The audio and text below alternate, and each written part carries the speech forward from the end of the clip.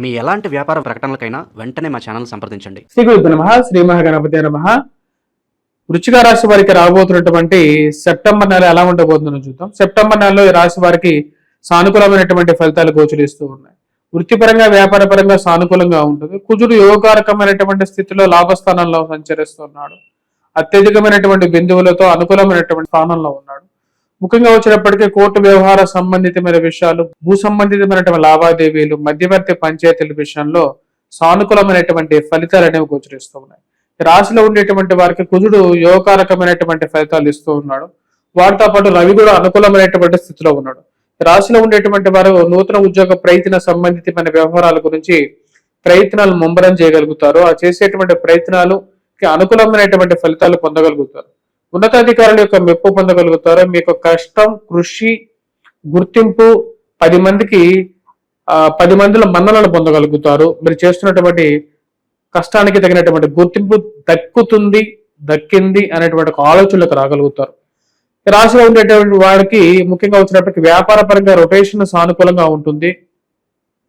ఖర్చు అధికంగా ఉన్నప్పటికీ కూడా రొటేషన్ సమయానికి డబ్బులు అడ్జస్ట్మెంట్ చేయగలుగుతారు. ఇన్వెస్ట్మెంట్స్ పరంగా మరియు అదే విధంగా ఫైనాన్షియల్ గా రావాల్సినటువంటి డబ్బు సమయానికి రావడం అనేది మానసికమైనటువంటి స్థైర్యాన్ని ఇవ్వగలుగుతుంది. రాశిలో ఉండేటువంటి వారికి పిల్లల యొక్క ఎదుగుదల గురించి కొంచెం ఎక్కువగా ఆలోచించడం జరుగుతూ ఉంటుంది. అర్ధాష్టమ స్థితిలో ఉన్నటువంటి రాహు ముఖ్యంగా వచ్చినప్పటికీ గృహ సంబంధితమైన వ్యవహార విషయాల్లోనూ ఆచితూచి వ్యవహరించాల్సినటువంటి ముఖ్యమైనటువంటి సూచన. ఉద్యోగ పరంగా సానుకూలంగా ఉంటుంది. నూతన ఉద్యోగ అవకాశాల గురించి ఎక్కువగా ఆలోచిస్తూ ఉంటారు. 10 మందిలో ఉన్నతమైనటువంటి స్థానంలో ఉన్నటువంటి వారితో సత్సంబంధాలు, రిలేషన్షిప్స్ మెయింటైన్ చేయగలుగుతారు. సమయానికి రావాల్సినటువంటి డబ్బు సమయానికి రావటం కొంచెం రిలీఫ్ గా పొందగలుగుతారు. ఏవైతే అప్పులు ఉన్నాయో వాటికి సమయానికి డబ్బు అడ్జస్ట్మెంట్ చేసేసి ఎలాగైనా సరే డబ్బు అడ్జస్ట్మెంట్ చేసి కట్టాలని చెప్పి నిర్ణయించుకుంటారు. ఆ కట్టాల్సినటువంటి డబ్బు రొటేషన్ లో ఉంటూ ఉంటుంది. రాశిలో ఉండేటువంటి వారు బంధువులు, స్నేహితులు, గృహాల్లో జరిగేటువంటి శుభకార్యాలకి పిలుపొందుకొని కొంచెం మానసికమైనటువంటి సంతృప్తిని పొందడం జరుగుతూ ఉంది. రాశిలో ఉండేటువంటి విద్యార్థులు, విద్యా సంస్థల్లో పనిచేస్తున్నటువంటి వారికి సానుకూలమైనటువంటి ఫలితాలు అనేవి గోచరిస్తూ ఉన్నాయి. విద్యార్థులు ముఖ్యంగా సానుకూలమైనటువంటి ఫలితాలు అనేవి పొందగలుగుతారు. విద్యా సంస్థల్లో పనిచేస్తున్నటువంటి వారికి ముఖ్యంగా చెప్పాలంటే మ్యాథమెటిక్స్ లో, ఆప్టిట్యూడ్, రీజనింగ్ లో బాగా రాణించగలుగుతారు. పోలీస్, రక్షణ రంగంలో పనిచేస్తున్నటువంటి వారికి కూడా 15వ తారీఖు వరకు అనుకూలంగా ఉంది. తదుపరి కూడా ఉద్యోగస్తులకి సానుకూలమైనటువంటి ఫలితాలే గోచరిస్తూ ఉన్నాయి. దుబారా ఖర్చు అనేది కొంచెం బాధించే విధంగా ఉంటుంది. రాశిలో ఉండేటువంటి వారికి రాబోతున్నటువంటి ముఖ్యంగా రాబోతున్నటువంటి 14వ తారీఖు, 15వ తారీఖు నుండి కుజుడు ఎప్పుడైతే ఈ 15వ తారీఖున వ్యయ స్థానంలోకి మారుతున్నాడో అప్పటి నుంచి ఈ ప్రభావం అనేది కొంచెం ఎక్కువగా ఉంటుంది. ఈ దుర్వ్యయాన్ని తగ్గించుకోవాలి. డబ్బు వచ్చినటువంటి డబ్బు నెల మధ్యలోకి వచ్చేటప్పటికి మొత్తం ఖర్చు అవటం, అడ్జస్ట్మెంట్ చేయాల్సినటువంటి పరిస్థితి రావటం, వాటి గురించి తీసుకోవాల్సినటువంటి లోన్లకి ఈఎంఐలు కానీ, కట్టాల్సినటువంటి వారికి డబ్బులు అడ్జస్ట్మెంట్ గురించి కానీ ఎక్కువగా ఆలోచిస్తూ ఉంటారు. వీటి గురించి ఆలోచన అనేది ఎక్కువగా వెంటాడే విధంగా ఉంటుంది. ఇలా అయితే మన జీవితాన్ని ఎలా లీడ్ చేయగలుగుతాం అన్నటువంటి ఒక ఆలోచన కలుగుతూ ఉంటుంది. ఈ రాశిలో ఉండేటువంటి వారికి రవి యొక్క సానుకూలమైనటువంటి స్థితి మిగతా పీరియడ్ని సానుకూలమైనటువంటి ఫలితాలు ఇస్తూ ఉన్నది. ముఖ్యంగా వచ్చినప్పటికీ మీకున్నటువంటి పరిచయాలు, మీకున్నటువంటి కాంటాక్ట్స్ మీకు చాలా వరకు ఉపయోగపడుతూ ఉన్నాయి అని చెప్పి ఒక నమ్మకానికి తీసుకొచ్చే విధంగా ఉంటుంది. ఏవైతే నేను నా యొక్క స్వయం కృషితో ఏర్పాటు చేసుకున్నటువంటి ఇక కాంటాక్ట్స్ ఏవైతే ఉన్నాయో వాటి వల్లే నేను జీవితంలో ముందుకు వెళ్తున్నాను అనేటువంటి ఒక నమ్మకాన్ని తీసుకొస్తాయి. ముఖ్యంగా ఈ రాశిలో ఉండేటువంటి వారు మోసపూరితమైనటువంటి మాటలు, బిజినెస్ ట్రిక్స్ ఏవైతే ఈ రోజుల్లో సంఘాల్లో కనిపిస్తూ ఉన్నాయో వాటన్నిటికీ దూరంగా ఉండండి. అనవసరమైనటువంటి మోసపూరితమైనటువంటి మాటలకు దూరంగా ఉండండి. ముఖ్యంగా మధ్యవర్తి పంచాయతీల విషయాల్లోనూ, కోర్టు వ్యవహార సంబంధితమైన విషయాల్లో వాదోపవాదాలు ఏవైతే విషయాలు ఉన్నాయో వాటన్నిటికీ దూరంగా ఉండండి. స్త్రీలతో అనవసరమైనటువంటి వాదోపవాదాలకి దిగి అనవసరమైనటువంటి విషయాలకు దూరంగా ఉండడానికి ఎక్కువగా ప్రయత్నం చేయండి. ఈ రాశిలో ఉండేటువంటి వారు ముఖ్యంగా అర్ధాష్టమ స్థితిలో ఉన్నటువంటి స్థితిలోనే ఈ యొక్క రాబోతున్నటువంటి సంపూర్ణ చంద్రగ్రహణం అనేది జరుగుతున్నది. అర్ధాష్టమ స్థితిలో జరుగుతున్నది.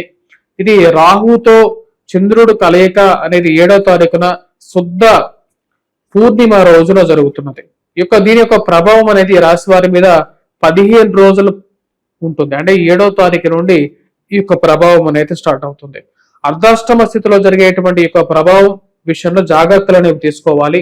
ఎందుకంటే శని భాత్ రాహు భాత్ అనేటువంటి ఒక వ్యవహారం అనేది ఉంది.